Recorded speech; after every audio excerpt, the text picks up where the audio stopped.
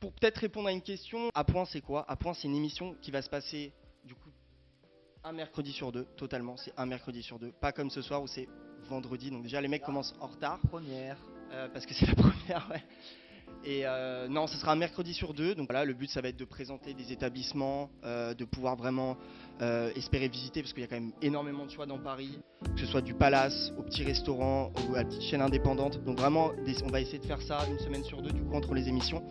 Et aussi, du coup, si ça se passe bien, mais je pense que c'est le cas, de pouvoir avoir des invités. Bienvenue. Salut tout le monde. Comment ça va? Let's go. On s'en fout mec, première, let's go. Bonsoir à tous, merci, Salut, merci. N'hésitez pas à être actifs dans le chat, vraiment ça fait plaisir. On a juste le retour là, vraiment on va tout voir, ça fait trop plaisir. Et bonsoir. Bonsoir à tous. Bienvenue dans Un Point. Salut. Ça fait longtemps, on se régale. Désolé, on a eu un peu de retard, mais on est là, ça fait plaisir. Un tout petit peu, vraiment un quart d'heure de politesse, on peut dire. Ah, le quart d'heure de politesse. Voilà, j'espère que vous allez bien. N'hésitez pas à en faire part dans le chat. Et bonsoir, bienvenue dans Un Point. Ça fait très plaisir d'être là. Et bonsoir, bienvenue dans Un Point. C'est vrai que ça fait longtemps. J'espère que vous allez bien. On est là pour se régaler. On a la chance d'avoir deux invités, pas un, mais bien deux invités ce soir. Et bonsoir. Bonsoir tout le monde. Bonsoir. Bienvenue du coup pour la 5e édition d'Un Point. On est là. Et oui. On a retrouvé Anna qui s'était perdue pendant 2 semaines. Salut. On ne sait pas trop où elle était. Donc comme j'ai dit, on va peut-être faire un petit tour de table histoire de se présenter chacun. Absolument. Tous ensemble. Let's go. Salut tout le monde, moi c'est Anastasia. De base j'ai un parcours qui est pas du tout ciblé vers l'hôtellerie-restauration. J'étais partie pour faire médecine et maintenant ça fait 6 ans que je suis dans le milieu et en vrai je kiffe. Et toi du coup, raconte-nous ta vie. Sympa ton parcours. Alors bonsoir, moi c'est Arnaud. Donc je suis un peu plus profil restauration. J'adore la nourriture, j'adore les bons plats, les bons produits. Et puis le vin, c'est très sympa aussi. J'aime la vie finalement. C'est ça, exactement. L'hôtellerie-restauration, c'est aussi ça. C'est ça. Et moi je viens de Normandie, hein, vous connaissez la crème et les vires et puis le camembert de Normandie moulé à la louche et au lait cru. Non, donc moi j'ai pas forcément un parcours hôtellerie-restauration, mais je suis plus là en tant qu'avis client et puis j'ai fait un peu de grande consommation dans plein de stages, on en rediscutera. Jean, je viens du milieu de l'hôtellerie, donc j'ai fait des études hôtelières, j'ai fait 4 ans en hôtellerie, je suis passé par l'Italie, je suis passé par l'Allemagne aussi. Ah ouais, beau parcours. Ouais, j'ai fait des hôtels, j'ai fait de la restauration collective aussi. Ok. Et en fait, après l'hôtellerie, je suis passé dans le développement durable. Et donc maintenant, je bosse dans une boîte de télécom dans le développement durable, donc un petit changement. Bah écoutez, moi c'est Arnaud. Bonsoir. Comment ça va mec? Enchanté. Qu'est-ce que tu fais? Dis-nous tout. Très content d'être ici. Ouais. Donc je suis invité par A.TV. TV. Très content. Je sais pas qui c'est, mais apparemment c'est les ouais, bons gars. je sais pas qui c'est les mecs qui m'ont accossé dans la rue. Très content d'être Le mec, ici. c'est- Moi je viens ici pour parler cuisine. Comment ça va Marius? Marius Césari. Non, Et moi ça va super bien, encore une fois merci de nous avoir invités. Ravi d'être là, t'as un super bel appart. Content pour les faut le Mad dire. Lions ou pas? Plus que content, j'ai Plus failli content? venir grimer en Mad Lions, mais après je me suis dit, je suis pas On va sûr pas que ce soit parler de Mad le Lions ce thème. soir. On parle. Bien sûr, alors ancienne étudiante de Ferrandi, bachelor et master et actuellement coordinatrice globale Talent Acquisition chez Accor. Pas mal de. Il y a pas mal de gens qui se trompent sur le Wagyu. Le Wagyu c'est une race. Et le bœuf de Kobe est du Wagyu. Mais il existe du Wagyu australien et du Wagyu français. Donc par exemple, là c'est pas précisé, donc ça doit être du Wagyu qui doit être français ou australien. Et en fait le Wagyu se caractérise par plusieurs choses. Donc il y a le Wagyu coréen, japonais pardon, du lapsus. Le Kobe, donc qui est le plus haut de gamme. Et après le Wagyu se caractérise par son degré de marbrage. Donc qui est plus ou moins marbré, ça va de 1 à 5. Et donc le plus célèbre c'est le A5. A5 Wagyu. Et donc tu peux avoir donc du Wagyu A5 français, du Wagyu A5 australien et du Wagyu A5 japonais. Alors, Vas-y, un écoute, papier j'ai- A4. Je cuisine pas encore bouché, ça pourrait arriver.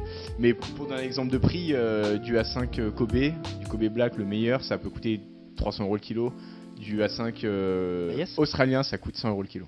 Et ça se compare au persillage de la viande, hein, c'est ça. C'est le de marbrage, persillage, Oui, ouais. c'est ça. Pour préciser au chat, C'est ça. tu connais bien la définition ou pas?